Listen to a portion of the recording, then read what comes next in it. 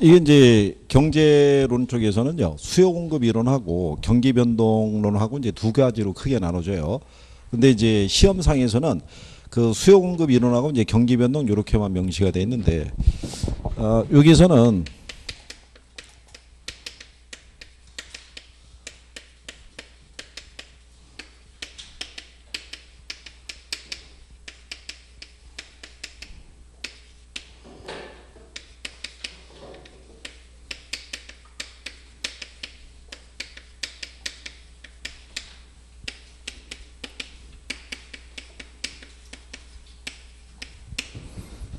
이렇게 보시면 될 거예요. 이렇게 해서 한 4개 파트 해서 한 4문항.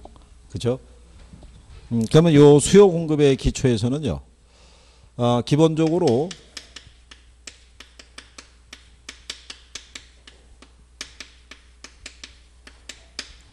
수요량하고 수요의 변화 있죠. 여기 기초로 내는 거예요. 그러니까 작년에는 여러분들에게 수요량 대신에 뭐 공급량하고 무슨 변화? 공급의 변화. 기초 개념에서는 이제 요거를 구별할 수 있냐가 가장 기본적인 거고요. 그 이전에 이제 부수적으로 했던 게 뭐냐면 저량하고 뭐를, 유량을 구분할 수 있는지. 그러니까 즉 수요의 성격이 있죠. 성격에서 이제 물어보는 게 있어요. 그래서 이제 기초 개념에서는 이제 얘네 중심으로 정리하시면 되고, 수요와 공급의 변화 요인에서 보면 수요 측면에서는 수요 변화 요인 중에서 제일 중요한 게 뭐겠어요? 수요 변화 요인 중에서 제일 중요한 거.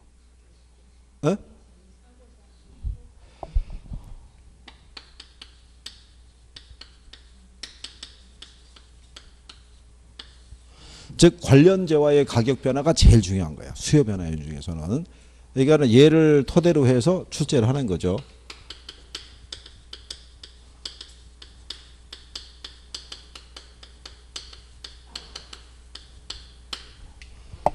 그 다음에 공급 측에서는 변화 요인 중에서 제일 중요한 게 뭐예요?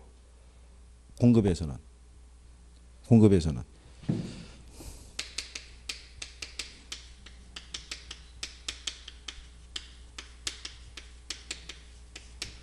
그게 생산 요소 가격의 변화예요.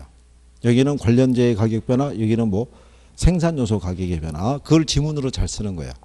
그러니까 생산 요소 가격이 뭐냐면 예를 들어서 건설 노동자의 임금이라든가 시멘트의 가격이라든가 이런 애들이 있잖아요. 이런 애들은 이제 지문을 깔아주면서 이제 구별을 유도하는 거예요. 그러니까 그런 거 알고 있는지를 이제 확인하는 거죠. 그 다음에 균형에서는요, 균형 가격하고 균형량 계산하는 거 하고요. 이 균형의 이동에 따른 균형 가격과 균형량의 변화 있죠. 그거 물어보는 거예요. 균형의 이동 아시죠? 공급이 불변일 때 수요가 증가하거나 감소했을 때 균형 가격과 균형량의 변화는 어떻게 되느냐. 수요가 증가하거나 공급이 감소했을 때 균형 가격과 균형량은 어떻게 되느냐. 이런 거 물어보는 거예요. 그 다음에 탄력성의 가격이 되면, 자, 수요의 가격 탄력성이, 수요의 탄력성이 보면 가격 탄력성이 있고 소득 탄력성이 있고 무슨 탄력성이 있어요? 교차 탄력성. 공급은 가격 탄력성밖에 없으니까. 그렇죠? 그러면 여기서는 나오는 패턴이 계산 논리 있죠. 계산하는 거 하나 하고 수요의 탄력성에 영향을 주는 요인 있죠. 공급의 가격 탄력성에 영향을 주는 요인이 있죠. 이런 거를 이제 중심으로 해서 이론적으로는 이제 그런 거네들 기초로 정리하는 게 필요해요. 수요의 가격 탄력성에 영향을 주는 대표적인 요인이 뭐예요? 대체제. 그렇죠? 대체제가 많으면 많을수록 탄력적이고 기간이 길면 길수록 탄력적이고 이런 거 해본 거 있죠? 예, 이론 줄 때 그런 표현을 잘 써줘요. 예, 거기 몇 가지만 잘 정리해 놓으시면 웬만 다 맞을 수 있어요. 경제가. 경제는 왜냐하면 논리가 정해져 있어요. 바뀌는 게 없다고요. 그러니까 이해만 조금 해주면 예, 틀림없이 문제는 다 맞출 수 있어요. 계산이 어려우면 계산은 버리셔도 돼요. 계산을 빼더라도 이론을 맞춰주면 되니까. 그리고 경기 변동은 어렵지 않게 주니까. 그렇죠? 그러니까 5개 나오면 4개는 맞출 수 있어요. 4개는. 계산도 거의 암산 수준으로 나오면 맞출 수 있으니까. 그죠? 그래서 거기 여러분들에게 문제를 줬던 것 중에 하나가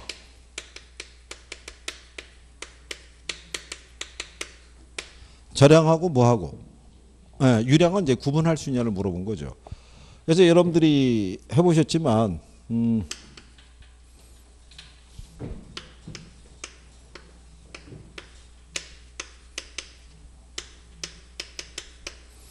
경제학에서 취급하는 거는 소모성 재화를 취급한다고 그랬죠. 그러니까 얘는 어느 기간 내에 어느 만큼 생산했고 어느 만큼 소비했냐를 가지고 그 양의 크기를 우리가 구별할 수 있다고 그랬어요. 그죠? 기억하시나요? 그때 제가 그 기간 개념을 명시하기 위해서 그때 왜 제가 바깥 양반 용돈 갖고 물어봤었잖아요. 용돈 한 100만 원 주시냐고. 응? 이 100만 원 주시냐고 그랬을 때 제가 중개사 학원 다녀봤을 때 주부들의 반응이 다 어이없다는 반응이었었어요. 무슨 잘한 게 있어야지 뭐가 이쁘다고 100만 원을 뭐 이렇게 하는 거죠. 그래서 뚝 떨어져 가지고 한 50만 원은 드리십니까? 그러면은 그것도 영 뭐 하는 거 봐서 뭐 중얼중얼 하면서 뭐 이게 대충 거의 반응이 없었던 거예요. 그죠? 그런데 지난 3년간 용돈이 100만 원이라고 그러면 만족하더라고요. 그죠? 3년간 준 게. 그러니까 무슨 얘기냐면 이 용돈 100만 원의 의미가 뭐가 명시가 되니까 기간이 명시가 되니까 이 크기가 파악이 되잖아요. 그러니까 경제학에서 취급하는 재화는 소모성 재화인 거예요. 그러니까 얘네는 뭐가 명시가 돼야지만 기간이 명시가 되지만 그 수량의 의미가 분명해진다 이런 얘기예요. 무슨 말인지 아시겠나요? 그래서 우리가 그거를 설명해 드리기 위해서 올해도 시장에 딸기가 공급이 됐는데 작년에도 역시 딸기는 공급이 됐다는 얘기죠. 그리고 올해 새롭게 공급된 딸기가 들어오면 작년 공급된 딸기는 소모되잖아요.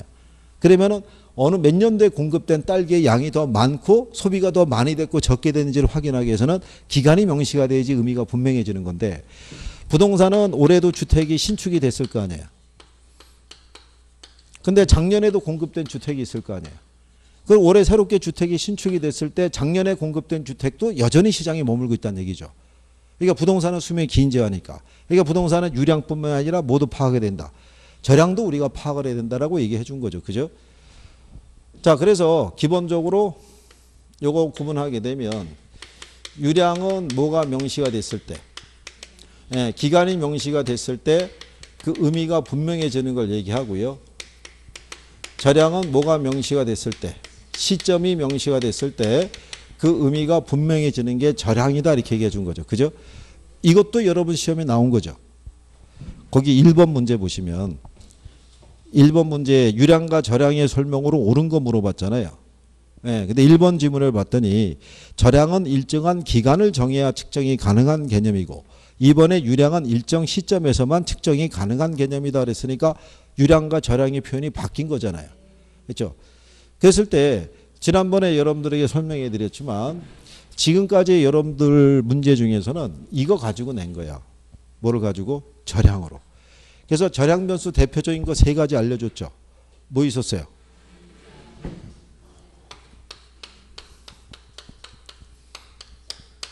이거 단어 만드느라고 죽는 줄 알았어요.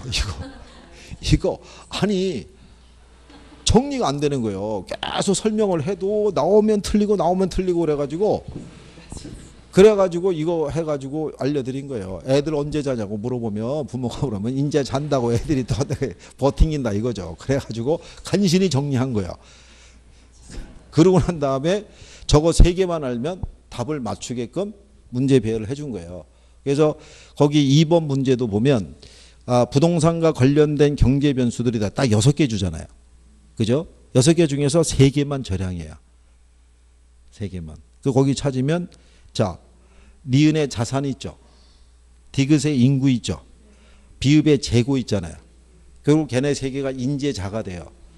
걔네 세 개가 답으로 해서 그 표현에 대해서 니은하고 그 다음에 디귿하고 비읍이 들어간 답을 2번을 준 거고요. 그러니까 이거 나오면은 그때 뭐라고 알려드렸냐면 유량은 보지 마시고 뭐만 찾으라고 얘기하면 절량만 찾으라고 얘기한 거예요.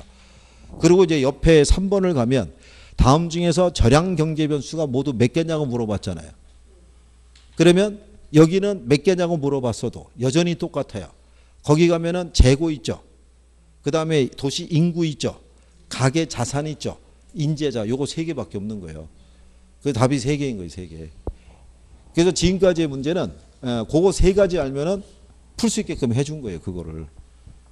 그러고 난 다음에 이 사람들이 다시는 이제 이쪽으로 안 주고 그 다음에 1번 문제로 출제한 거예요. 근데 1번 문제로 출제했을 때도요. 자, 1번하고 2번은 절량 유량 바꿔준 거잖아요. 그죠? 근데 3번에 가면 유량의 예로 재고량 나오잖아요. 자산 나오잖아요. 그럼 쟤는 절량이잖아요. 그리고 절량의 예로 거래량 신규주택 공급량이 들어갔으니까 얘는 유량일 거 아니에요. 그러니까 유량 재량 이렇게 다 바꿔버린 거예요. 이렇게. 그러니까 조금만 알면 답을 몇 번으로 가라고 5번으로 가라고 떠민 거예요. 그쪽으로. 그 마지막으로 이제 여기 이제 언급을 이걸 해준 거죠. 요거 출제를 갖다가 이거 이렇게 개념으로 이렇게 나왔으니까. 그래서 그때 그거를 보고 제가 여러분들에게 뭐를 해달라고 부탁을 드린 거냐면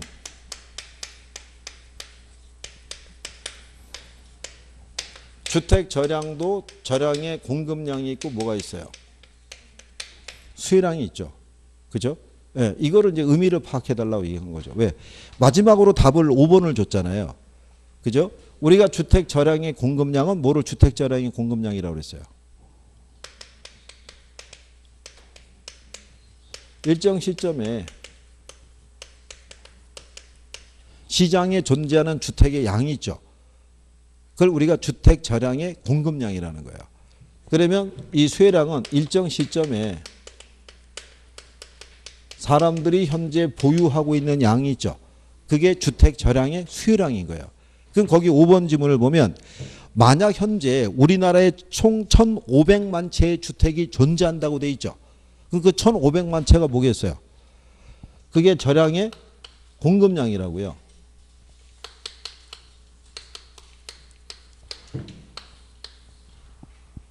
존재하고 있는 양이니까 현재. 근데 그중에 100만 채가 공가로 남아 있다면 현재 주택 절량의 수요량은 몇 채라는 거예요? 100만 채가 공가니까 현재 사람들이 보유하고 있는 양은 1,400만 채일 거 아니에요. 그죠? 무슨 말인지 아시겠나요? 그러면 여기서 이제 문장이 등장하죠. 일정 시점에 시장에 존재하는 양과 사람들이 보유하는 양은 서로 다를 수 있겠죠. 그렇잖아요. 여기까지 시험에 나온 거예요. 여기까지. 일정 시점에 시장에 존재하는 양과 사람들이 보유하는 양은 서로 다를 수 있다. 다를 거 아니에요. 뭐가 존재하니까? 공가가 존재하니까 공가가. 그렇죠? 네. 그 다음에 우리가 절량 공급 곡선이 있고요.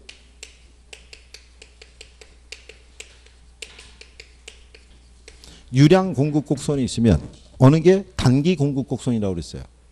유량과 절량이 있으면 어느 게 단기 공급 곡선.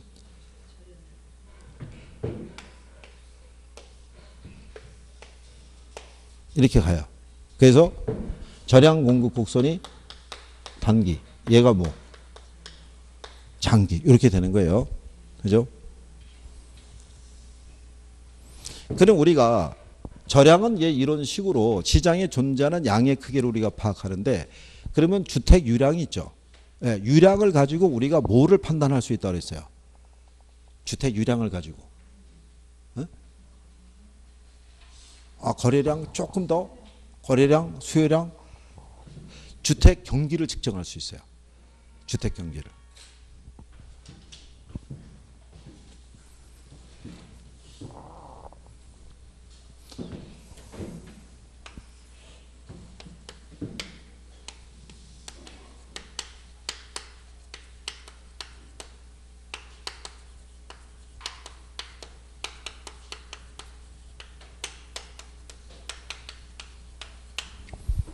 자, 2018년 3월 현재 대전시의 주택이 150만 채가 존재한다는 거죠. 그럼 이 150만 채가 뭐겠어요? 저량의 공급량. 여기 존재하는 양이라고 하잖아요. 이게 공급량인데 요 중에 그죠? 작년에 몇 채가 공급됐는지를 알려고 그러면 이 시점을 가지고는 확인할 수가 없잖아요. 그러니까 뭐가 명시가 돼야 돼요? 기간이 명시가 돼야 되죠. 그러면 2017년 1월 1일서부터 언제? 12월 31일. 그죠? 1년이라는 기간 동안에. 그러니까 작년에는 주택이 몇 채가 들어왔냐면 5천 채가 들어왔고요. 2016년에는 8천 채가 들어왔고요. 2015년에는 예를 들어서 6,500채가 이렇게 공급이 됐었대요. 이렇게. 그러면 지난 3년간의 평균적인 주택에 공급되는 양을 보게 되면 작년에 공급되는 양이 제일 적었다는 얘기죠. 그러니까 작년에 주택 경기가 제일 안 좋았다는 얘기죠. 매년 공급된 양을 가지고. 그래서 이 주택 경기의 흐름을 파악하기 위해서 유량 개념을 쓰기도 해요. 경기를 파악하기 위해서. 그래서 유량과 저량에 대한 거는 기본적으로 정리는 해주는 게 필요해요. 그리고 변수는 일단 세 가지를 기본으로 정리하시고, 그리고 이제 일단 저량을 중심으로 낼 수밖에 없는 게 부동산은 뭐가 중요한 거예요? 저량이 중요하니까 저량을 기준으로 이게 답을 유도했던 거예요. 지금까지. 그러니까 그 정도는 여러분들이 구별을 하시는 게 필요하다는 얘기죠. 유량에 대해서는 아까 우리가 하나 가르쳐 드렸죠. 유량 변수. 유량 변수 뭐 생각나는 거 있으신가요? 유량? 지대.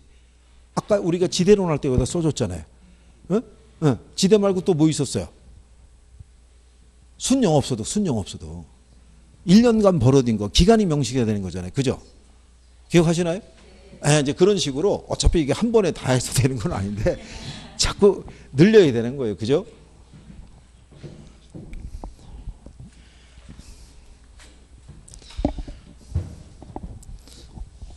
자, 우리 선생님 고생하셨어요. 예, 조심해서 가시고, 예. 그래.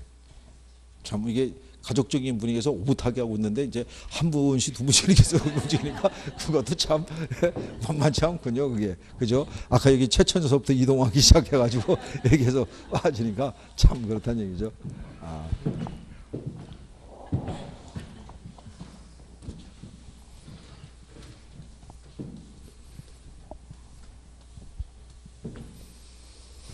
자, 그 다음에 기본적으로 요거는 하나 우리가 이제 알아두시는 거는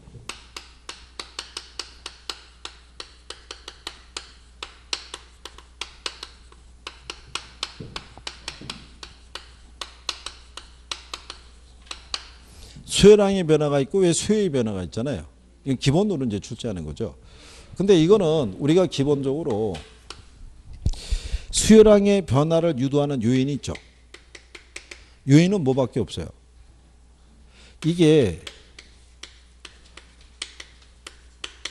당해 재화의 가격밖에 없다고요. 그죠? 네. 이 가격에 의해서 얘가 변하면 뭐가 변하냐면 수요량이 변해요. 네, 변하는데 어떻게 변하는지를 우리가 표시해야 되잖아요. 그림으로. 그러면 얘는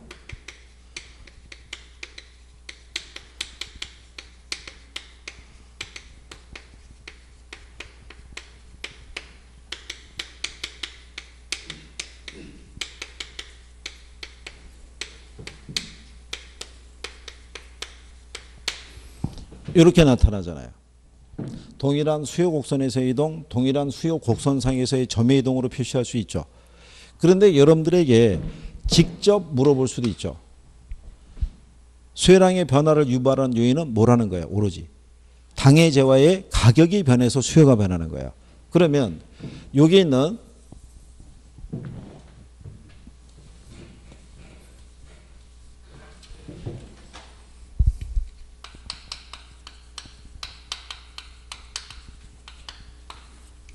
얘를 유발하는 요인이 있죠.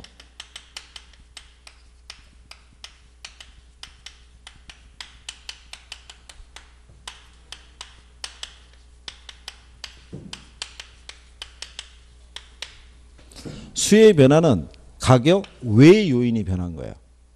무슨 말인지 아시겠나요? 그러니까는 수요량의 변화를 유발한 요인은 오로지 뭐 하나밖에 없어요. 당해제의 가격밖에 없는 거예요. 그러니까 예를 들어서 우리가 수요 함수할 때 알려줬단 말이에요. 요 수요량에 영향을 주는 여러 가지 변수가 있는데 그게 당해제와의 뭐가 있고요. 소득이 있고 관련제와의 가격 변화 뭐 이런 게 있다고 그랬잖아요. 그렇죠? 그러면 얘가 만약에 아파트면 아파트 수요량인 거예요. 무슨 말인지 아시겠나요? 그러니까 아파트의 가격이 변하면 뭐가? 아파트 수요량이 변하는데 그를 그림으로 나타내면 곡선에서의 이동으로 그 변화를 표시할 수 있다는 거예요. 그죠? 그러면은 거기 53페이지의 4번에 보시면 아파트에 대한 수요 변화 요인과 수요량 변화 요인이 옳게 묶인 걸 물어봤죠. 그럼 아파트가 당해제와예요. 그죠? 그러면 당해제와의 가격이 변해서 수요량이 변하는 것을 찾으려고 그러면 왼쪽이 수요 변화 요인이고 오른쪽이 수요량 변화 요인이죠. 그럼 수요량 변화 요인은 하나밖에 없는 거예요. 아파트 가격 하나밖에 없는 거예요. 수요 변화는 가격 말고 다른 애들이니까 다양하죠. 그러니까 이거는 그냥 요것만 물어본 거죠. 요거 구별할 수 있느냐. 그러니까 얘는 외 요인이니까 다양하죠. 소득도 있고 관련제의 가격이라는 것도 있고 기호라는 것도 있고 주택담보대출 이자율이라는 것도 있고 얘는 요인 다양하죠. 근데 얘는 오로지 하나밖에 없죠. 무슨 말인지 아시겠나요? 네. 그러니까 이거를 물어보는 게 두 가지 패턴인 거예요. 그죠? 이렇게 해서 요인 직접 물어보는 거 하나 있고 이제 이 형태를 물어보는 게 있죠. 형태를. 그러니까 이제 그 밑에 5번 문제 있잖아요. 5번 문제 가면 수요하고 수요량에 관한 설명으로 틀린 거 물어봤을 때 여기는 요 수요의 변화 요인이 있잖아요. 얘들이 변하면 얘는 형태가 어떻게 되냐면 수요 곡선의 이동 또는 수요 곡선 자체 이동으로서 그 형태가 표시가 되죠. 그렇죠. 쟤는 어디서 변화가 되고 곡선에서 이동. 얘는 곡선 자체가 이동하죠. 그러면 거기 5번에 가면 5번 지문에 수요 곡선의 이동으로 인해 수요량이 변할 수 있죠. 이걸 우리가 무슨 변화라고 한다? 그 수요의 변화죠. 수요의 변화. 그러니까 물어보는 게 두 가지라는 거죠. 그죠? 그러니까 그거 두 개만 포인트로 기억하시면 틀릴 일이 없는 거죠. 그거밖에 없으니까. 그러니까 적어드릴 때 두 개를 적어드리잖아요. 요인하고 뭐하고 형태하고 물어보는 게 두 가지니까. 그러니까 작년에 물어봤던 57페이지 가시면 거기 9번 문제 있죠. 예. 주택 공급 변화인과 공급량 변화인이 옳게 묶인 걸 물어봤잖아요. 그럼 똑같잖아요. 이 공급량의 변화를 주택의 공급량의 변화를 가져다 주는 요인은 뭐밖에 없겠어요?